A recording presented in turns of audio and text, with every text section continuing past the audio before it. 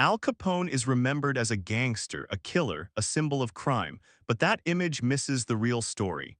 Capone wasn't just breaking the law, he was exploiting it. He operated inside one of the most profitable markets America has ever seen, a market that didn't emerge from innovation or competition, but from government prohibition.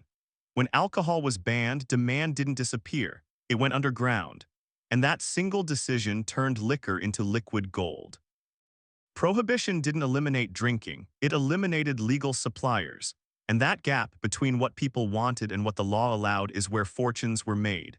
In 1920, the 18th Amendment came into force. Alcohol production, sale, and transport became illegal overnight. The government framed it as a moral victory. Crime would fall, families would heal, society would improve. Economics told a different story. Alcohol was deeply embedded in American culture. Social rituals, labor communities, and entire industries depended on it. Demand wasn't optional, it was inelastic. When supply vanished, prices surged. And suddenly alcohol wasn't just a drink, it was a high-risk, high-reward commodity. That's the environment Al Capone entered. Born to immigrant parents and raised in poverty, Capone didn't invent organized crime, but he professionalized it. Chicago during Prohibition wasn't just dangerous, it was inefficient. Supply chains were fragmented. Distribution was unreliable. Violence was chaotic. Capone saw opportunity where others saw disorder. He built something closer to a corporation than a gang. Production, transportation, distribution, retail, protection. Every link in the chain was controlled. Breweries and distilleries fed a vast logistics network that supplied hundreds of speakeasies across the city. Alcohol flowed. Cash flowed faster. At its peak, Capone's organization generated around $100 million a year in 1920s dollars. Adjusted for inflation, that's well over $1 billion today. And unlike legal businesses, his margins were enormous. Every risk added value, every bribe raised prices, every restriction made the product more profitable. This wasn't accidental, it was structural. Before Prohibition, alcohol was cheap. After Prohibition, it became premium not because of quality but because of risk pricing. Law enforcement, transportation, storage, violence, all of it was baked into the cost. Consumers paid anyway because demand never left. Capone understood something lawmakers ignored. Banning a product doesn't destroy a market, it reshapes it. The profits don't vanish, they migrate. And whoever controls the migration controls the money. But money alone doesn't protect an empire. Capone knew legitimacy mattered, so he laundered his profits through restaurants, clubs, and other cash-heavy businesses. His wealth blended into the city's economy. His influence reached police stations, courtrooms, and political offices. Corruption wasn't a flaw in the system, it was the system. When enforcement becomes negotiable, law turns into a pricing mechanism.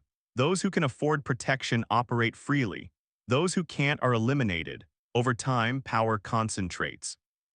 By the late 1920s, Capone wasn't just a criminal leader. He was an economic force. Chicago's underground economy depended on him. Rival gangs fought for access to his distribution routes. Violence erupted not over ideology but over market share, yet all policy-created empires share the same weakness. They depend on the policy staying in place.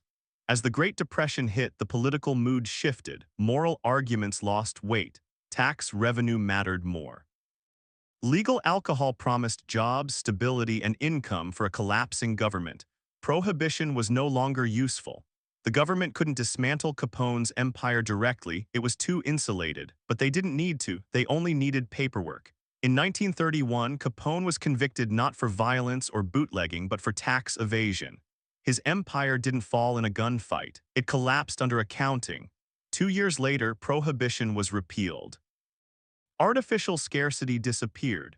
Legal suppliers returned, prices normalized. The black market evaporated almost overnight. The largest criminal economy in American history became taxable revenue, and that's the real lesson. Capone didn't win because he was evil. He won because he understood policy-driven markets. The same mechanics exist today. Cannabis followed the same path: decades of prohibition, massive underground profits, then legalization and corporate consolidation. Early risk-takers made fortunes. Late entrants got regulated margins.